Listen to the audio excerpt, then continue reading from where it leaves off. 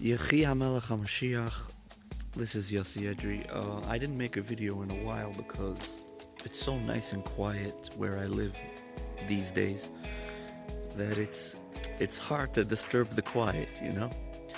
Okay, but there's a few topics I want to talk about. Checking up on the news. So we see Donald Trump is helping the black community. Very good move. Very bold move. The world is becoming a better place. Of course, the easy solution to a lot of problems is just saying, oh, we need more jobs. But then again, the whole jobs concept was an invention of Pharaoh, which decided that people need to work their entire lives.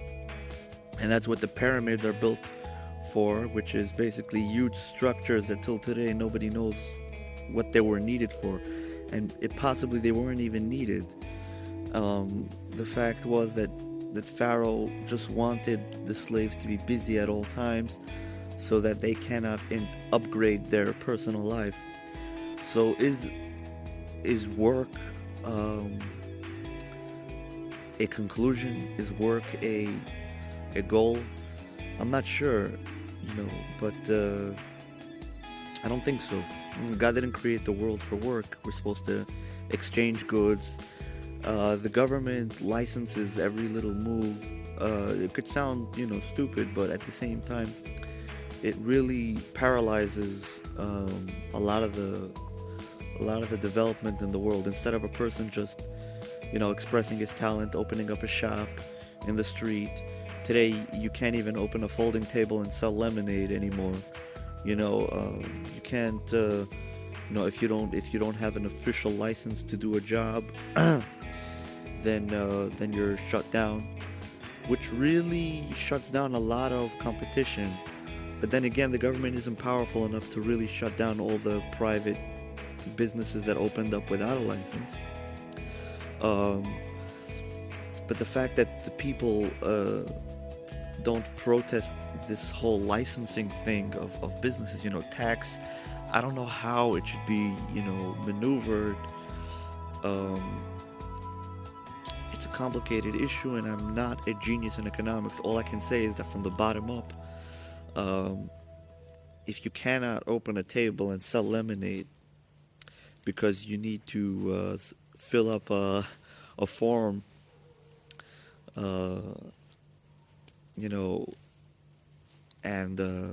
and start filling out tax returns and things.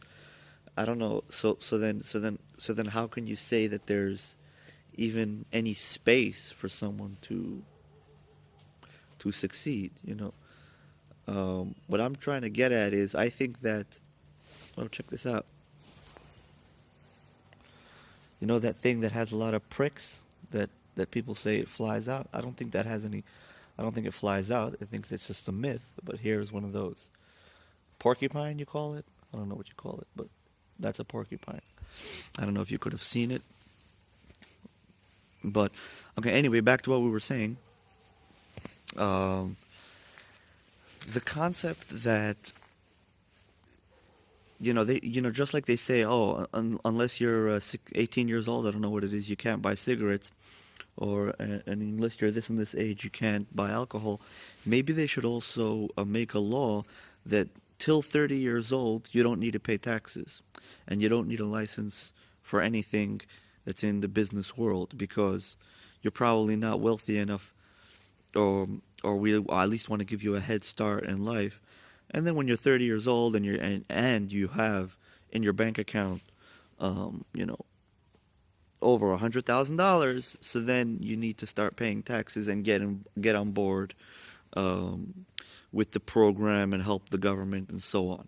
But I think that would be a better idea than charging money to make a license for a business, when if the guy is just starting his business and needs a license, he probably doesn't have money because he's starting his business. So you're taking money from a guy that doesn't have money to start a business. It just doesn't work. That's my view on that. Donald Trump is helping colleges, giving them kama vekayam, think many times over what Obama helped out. I mean, people can disagree with Trump on a lot of things, but I think that economically he has proven himself, and I think that economically we will have a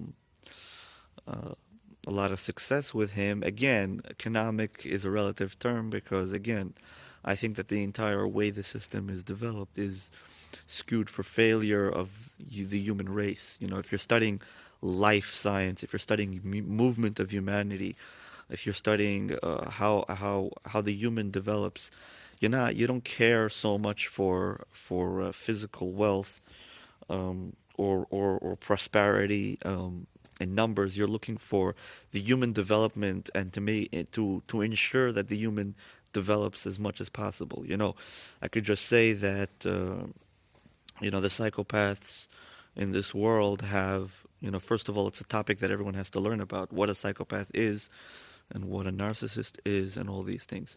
But other than that, they still have too much control in this world for human development to truly rocket. There's people that they're 40 years old and they still haven't broken free from their psychopathic masters. So it's a very important topic to learn. And again, it hinders human development to a certain extent because eventually everyone needs to come to the realization that they're in charge of their life and that they need to take charge of their life. And as long as people aren't aware of means of creating their own free space and not being intimidated or bribed into giving up their freedom, so then this problem will always be there. The human development will always be hindered because, again, as long as someone's relying on a second party for his success is doomed for failure. Every person is created alone. Man was created alone. The reason you're born alone is because God wants you to stand on your own 2 feet. And if you can stand on your own 2 feet, you must stand on your own 2 feet. And relying on others is not always a good idea. Of course, you can collaborate with others, but when the other person becomes, psychopathic in nature or sticks his tentacles into the person, so then it becomes dangerous. Okay, now talking about things that are important to publicize in the world. See, I'm talking now about the human development and things, but I can't forget about the core elements that are important today. I'm going to give a update on the 7 laws of Noah. Okay, myself, I've been on Facebook for a long time. Unlike others which claim that they're on Facebook, that they run operations, anyone can check my videos up on YouTube. Working on the Noahide project of 7 laws for all mankind. We've been publicizing this, and we do need funding for our continued operations. So if anyone's interested in helping out to spread the 7 laws of Noah for all mankind, then please tell us. And of course, regardless, I will leave a link to the 7 laws of Noah to our website where we explain it. A website I'm borrowing from my uncle, even though I have the same material on my website as well, ae770.blogspot.com.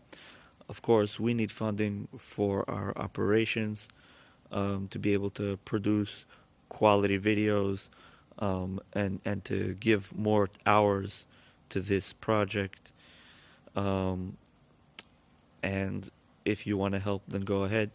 Of course, I'll be more than happy to share material and projects that we already did on a voluntary basis, and on a, we're going to move forward regardless of if we have support or not, of course. But obviously, instead of us helping, 500,000 people, we could help billions of people translate our material to all languages and push it all over the world.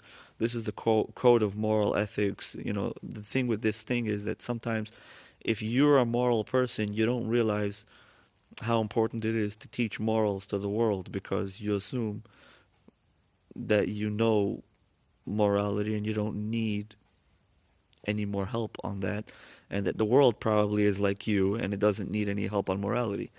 But and if you're not a moral person, then you say, no, this world is not moral, and there's nothing you can do about it. Or if you're a moral person that has given up on the world.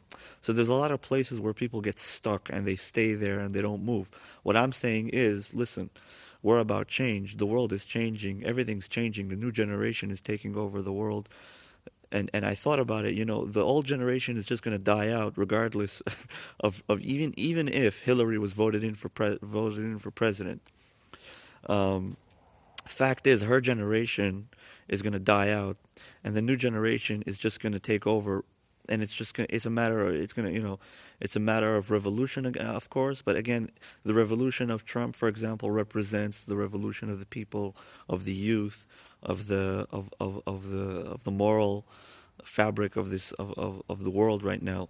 So God gives a chance for every generation to prove itself, and then there's a time limit for every cycle, as they say, unless of course we bring about the ultimate and complete redemption.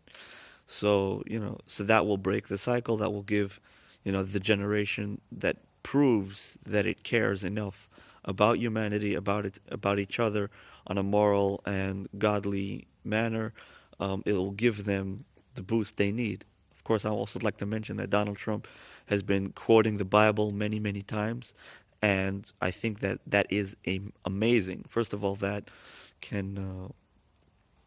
fact that he goes out of his way to have a quote from the Bible just shows you that him and his team are devoted to God and the Bible, as much as possible, as much as they can understand, I'm sure, with time, Orthodox rabbis and true Orthodox rabbis, not psychopathic Orthodox rabbis, will be able to enlighten the Trump team a little bit more. I'd be more than happy if the opportunity is given to me to give them a world view from a Jewish perspective.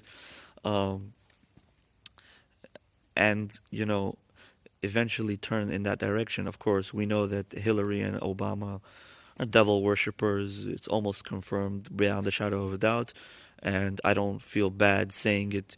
I'm not going to say that they're suspected because if I, the only thing I'd be waiting for is a court to tell us that they are devil worshippers. But unfortunately, the justice system is less than reliable at this moment, so I wouldn't, in the United States and thus in the world, so thus I wouldn't put too much hopes on them judging. I just judged by anonymous research, and the people have spoken, and the evidence has been brought forth. The John Podesta situation, Tony Podesta situation, the FBI, the CIA, it's becoming clear that they're just protecting government interests and government crimes instead of, doing what they're advertising, which is protecting the people. So I'm just saying, Trump, with his Bible quotes, has proven that he is not a devil worshiper, and he doesn't sacrifice babies, and he doesn't eat babies, and he doesn't do these things. So that's already a good thing, and that's already something that should make us happy, because I have never heard Obama give a Bible quote, and even if he did, it was in a mocking way.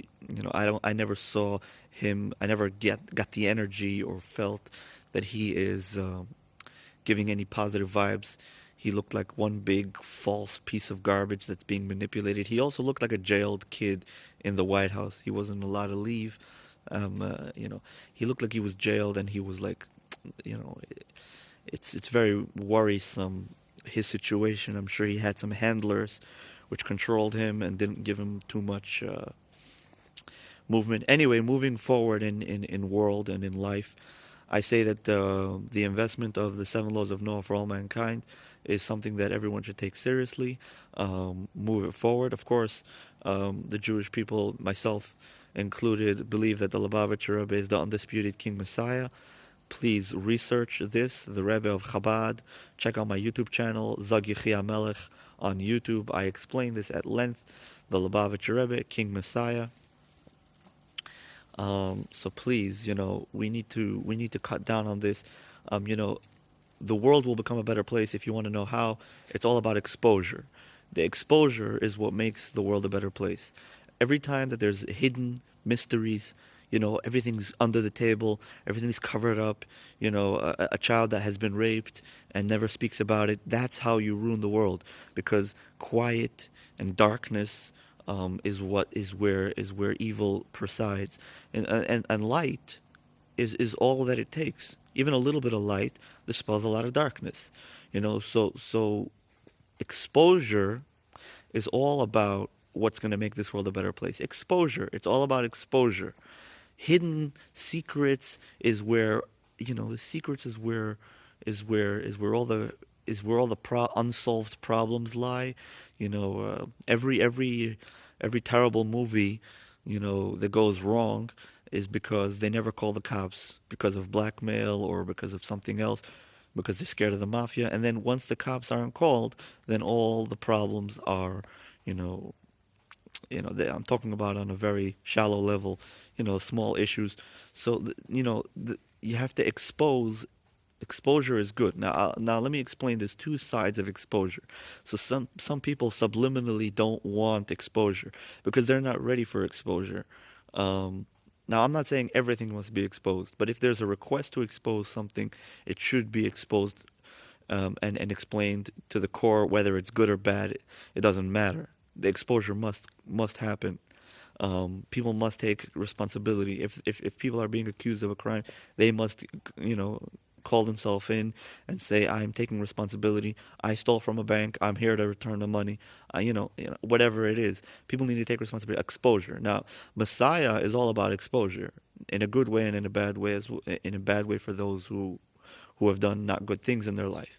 Let's just give you an example. Messiah is about the world being a good place, spiritually and physically. That means spiritual abundance and physical abundance.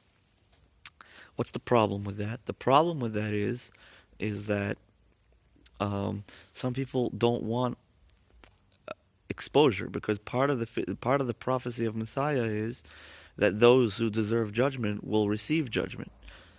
So some people are saying, I'm ready to give up the good promise of Messiah and the abundance in physical and spiritual, so as long as I'm not exposed, as that my evil crimes are not exposed. So you see, that's the paradox here. That they're ready to give up the good of the world because they're not ready to be exposed. Some people live their life running from place to place. That's how they live their life. They jump from thing to thing. They never have a set time to sit down and take responsibility for their life. I mean, but they have to understand that God is just, and God can understand you, and God judges you the way you judge yourself. So, it's hard to tell someone, take responsibility or change overnight, but that's sort of what we need to do right now. Everyone needs to take responsibility and be ready to pay up for their actions no matter what. And then, at the same time, embrace the promises of the redemption. So let's do that, and let's hope that the 7 laws of Noah for all mankind spreads throughout the world. Let's also hope that the prophecies of the redemption and the knowledge that the Rebbe gave me and gave us as human beings spreads throughout the world. And let's hope that we figure out the right storyline, the right narrative to the way we want to see the world go. And hopefully we will have the ultimate and complete redemption via Messiah speedily in our days, through adding goodness and kindness, spreading the 7 laws of Noah, and all in all being good human beings. Again, I'll end off with the Bible says, V'olam Moshiach b'Artzion lishpot es har Esav, v'hoysel Hashem amlucha, which means, and the redeemers will climb the mountain of Zion to judge the mountain of Esau, and then to God will be the kingdom. In other words, the redeemers is going on, the good people, they're going to climb the mountain and bring justice to those who deserve justice. And then God will be able to rule this world, because As long as those who need to be brought to justice are not brought to justice, this world is not lying in the true atmosphere it needs, in the truth of God that this world needs to lie. And so as long as corruption rules, there is no room for truth. So let's see how we do that. Of course, God does not give us a mission that we cannot fulfill. At the same time, God will give us the strength to do what we can, and God does not ask us to do anything that we cannot do. I'm sure we can put this together. It all starts with little basic acts of kindness, giving charity every day, trying our best to be our best, and hopefully when God sees us do our best, He will do His best, because He's really wasting our time. God bless America.